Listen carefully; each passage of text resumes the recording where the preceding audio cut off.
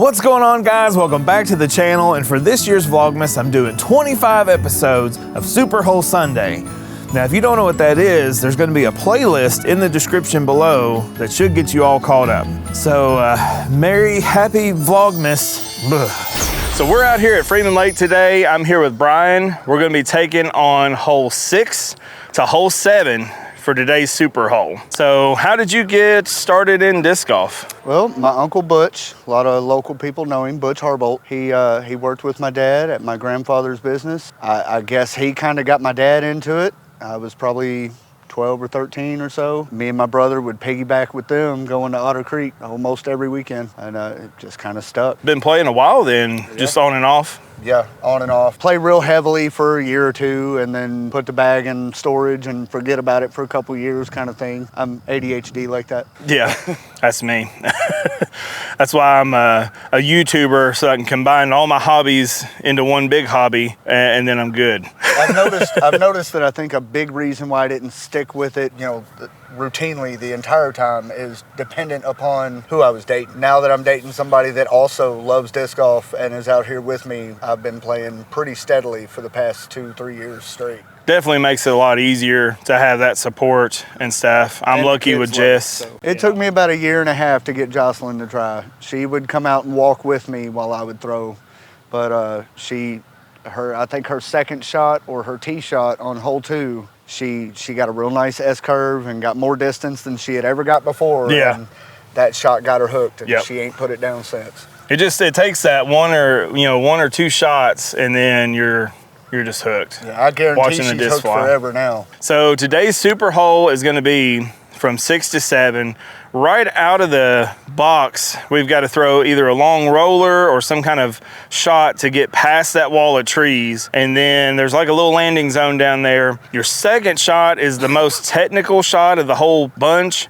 And that's where you're gonna have to either go up and over the trees, big boy route, or try to poke something through into hole 7's tee pad area, something like that. And then you're at the fairway for 7. It's just a straight tunnel shot, kind of uphill to the green. Probably gonna play like a par 5. You can get it in 4 if you have 2 really great shots. I think it should be a blast, man. Let's get into it. Let's do it. So, I'm gonna try to throw a realm on a big backhand roller and see if I can't get all the way to the green. It's probably 450.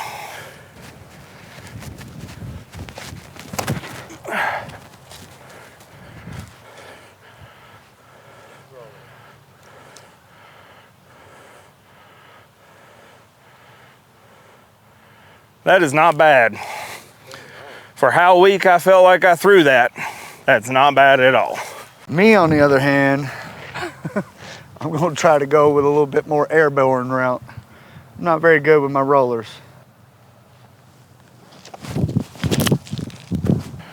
That is still not bad at all. That's still good. That's pretty close to my roller, maybe. I did a Let's Play 9 and played 9 super holes. I watched that. I was like, man, it kind of inspired me. Now I've been trying to talk her and the kids into playing that, which it's tough for the kids. You know, they can't throw that far. That distance. It does really turn this course into like a pro tour course. It definitely does feel a lot more challenging that way, that's for sure. I don't usually go sidearm, so yeah. I'm not banking anything on this. Oh, way too low. Oh, flare. That's actually not bad. A little bit of skip action could have been better. That would have been a good location for my first shot. Yeah, that's what I'm looking at, is neither one of us are looking at just an amazing second shot. If I can just pipe this under that and over the other, there's a lot of ifs in that though. It's a whole list of ifs. I'm gonna try to throw an assassin under this, but over that. So I could be in the creek. A little bit of both, chill. Oh man, I just threw a little too weak to get the flip up that I needed. They've all been pretty close to being par 6s so far. If you could get a tee shot to here, which I know both of us can, then you've got to little bit of a shot to get up, and then you could throw one more under the basket and get a 4. But I don't think you could get a 3. Is almost impossible. I'm gonna be crossing my fingers and saying a few prayers to get this one past the tee pad.